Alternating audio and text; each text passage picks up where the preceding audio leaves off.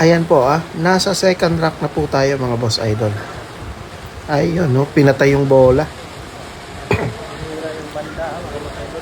Hindi masyadong makatakbo para sa tres. Grabe. Magaling na po talaga yung ating Lady Cobra mga boss. Ayun no, simpleng tampal lang po ang ginawa.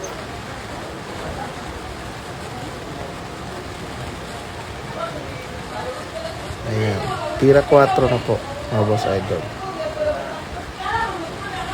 Aray ko. Sumablay po yung ating Lady Cobra mga boss. Ayan, sininit naman po yung titira ngayon mga boss idol Tingin ko mukhang walang pasok yan. Depensa yung gagawin ni Ninit dyan, panigurado.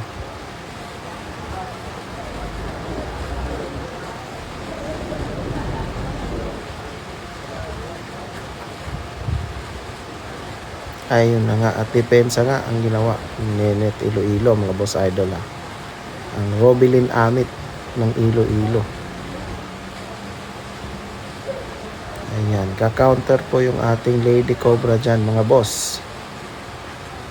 Ayun. At ang ganda nga ng ginawa mga boss idol. One ball cover talaga. Ayan, may konting kita naman para makapag-counter yung ating Nenet Iloilo. Ayun, na tinamaan talaga yung 4. Ayun, open ball na po. 6 na bola.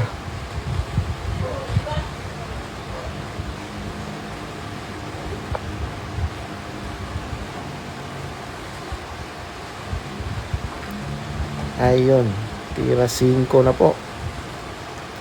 6 na bola po Anyway, yung ginagamit po na cue stick ng ating Lady Cobra is yung bagong cue stick niya. Sponsored by Hornet Cues from Vietnam. Tira 6 na po tayo.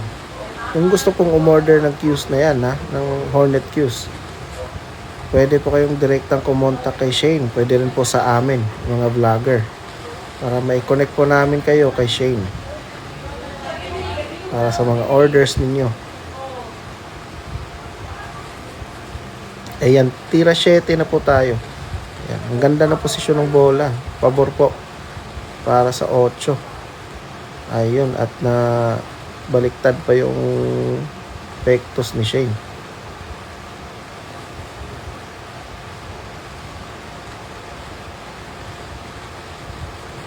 Tingnan natin yung packeting. Ayun na nga. At naipasok yung tira packeting sa 8. Last 2 balls po mga boss idol Tingnan natin yung gagawing packeting ulit ng ating Lady Cobra. At kung mapipigilan niya ba yung pamato na tumalbog ng malakas para sa G's. Ayun, at pinigilan nga po. Nako, nakatutok na. Ayan. Uy, wala palang sport game dyan si Nenet Ayun, at may pasok na. Sumagot ka agad.